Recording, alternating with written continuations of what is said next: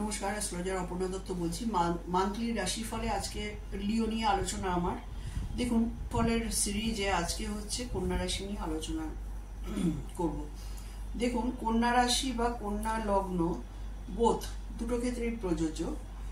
সেখানে দেখুন আপনাদের লগ্নে কিন্তু কেতু বসে রয়েছে, এবং কেতু এখনো পর্যন্ত হস্ত নক্ষত্রে রয়েছে, 11th লর্ড মুন। তো কেতু আপনাদের জন্য এখন খুব একটা প্রবলেম সৃষ্টি করছে না। এটা যখন হস্ত নক্ষত্র ত্যাগ করে কেতু পরবর্তী স্টারে যাবে তখন কিন্তু আপনাদের হেলথ ইস্যু আসার সম্ভাবনা, এটা আমি আগেই বলে দিলাম। এবারে দেখুন, আপনার ষষ্ঠ ভাবের মধ্যে শনি রয়েছে। ষষ্ঠ ভাবে শনির প্লেসমেন্ট ভীষণই ভালো এবং শনি নিজের মূল ত্রিকোণ ঘরে রয়েছে।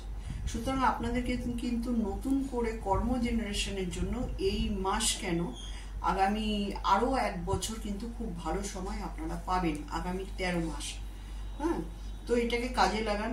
কঠোর পরিশ্রমের মাধ্যমে কিন্তু আপনারা যে কোনো জিনিস দাঁড় করিয়ে দিতে পারেন। এমনিতেই কিন্তু কন্যা রাশি বা কন্যা লগ্নের লোকেরা এরা খুব অ্যানালিটিক্যাল মাইন্ডের হয়, যেহেতু বুধের এক্সল্টেশন সাইন, মানে বুধের উচ্চস্থ ঘর। সুতরাং এরা কিন্তু কোনো কিছু মানে উইদাউট অ্যানালাইসিস ছাড়া এরা কিন্তু মেনে নেয় না। তো এটা গুড পয়েন্ট হিসেবেই ধরবো।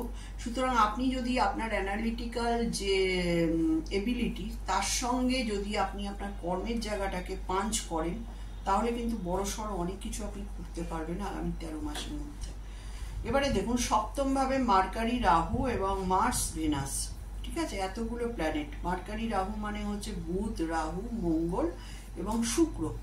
সপ্তম ভাব হচ্ছে বিবাহের জায়গা এবং সপ্তম ভাব হচ্ছে পার্টনারশিপের জায়গা। সুতরাং এখানে দেখুন, মঙ্গল রাহুর থাকাতে, মঙ্গল রাহু একটা ডিসকমফোর্ট সিচুয়েশন। কারণ দুটোই ফায়ারি প্ল্যানেট চলে গেছে জলরাশির ঘরে, এবং বুধ ওখানে কি, বুধ কিন্তু নিজের ডেবিলিটেশন সাইনে বসে রয়েছে এবং সেখানে এক্সল্টেশন শুক্র, মানে একটা রাজ্য।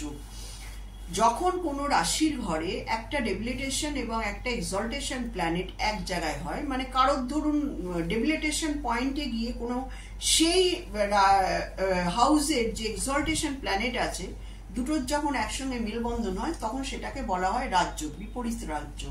তো আপনার সপ্তম ভাবে কিন্তু একটা বিপরীত রাজ্য অ্যালং উইথ মার্স আর রাহু।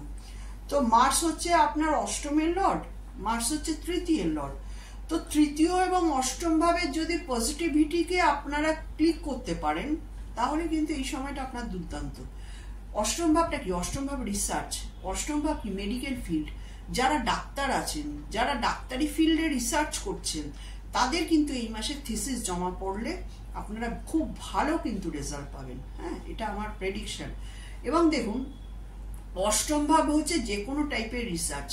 আমাদের যারা জ্যোতিষ ফিল্ডে আছেন, যারা তান্ত্রিক ফিল্ডে আছেন, তাদের জন্য খুব ভালো। যারা ধরুন ইউটিউবার, যারা ধরুন টেকনিক্যালিটি নিয়ে চলছেন, মঙ্গল রাহু হচ্ছে টেকনিক্যাল ফিল্ড, রাহু মিন্স হচ্ছে সোশ্যাল মিডিয়া, রাহু মিন্স হচ্ছে ইউটিউব। হ্যাঁ, সুতরাং যারা এই ফিল্ডে আছেন তাদের কিন্তু বিজনেসটা প্রোগ্রেস করার কথা, এবং তারা যদি কন্যা রাশি হন। কন্যা রাশির সপ্তম ভাবে এই মেলবন্ধনটা হয়ে রয়েছে। এইবারে আসি একটা স্বাভাবিক কথায়, যেখানে সপ্তম ভাব অতি ভারী হয়ে রয়েছে সেখানে কিন্তু ম্যারেজ রিলেশনশিপ, যেটা সফট, মানুষের জীবনের যে সফট জায়গাটা, সেটা হচ্ছে রিলেশনশিপ এবং ম্যারেজ, সেই জায়গাটা কিন্তু আপনার ড্যামেজ আছে। ঠিক আছে, ড্যামেজ কি? মিসআন্ডারস্ট্যান্ডিং, হঠাৎ হঠাৎ মাথা গরম হয়ে যাওয়া। পার্টনারশিপ কিন্তু নতুনভাবে ডিট করবেন না, কারণ মঙ্গল ওখানে বসে রয়েছে রাহুকে সঙ্গে নিয়ে।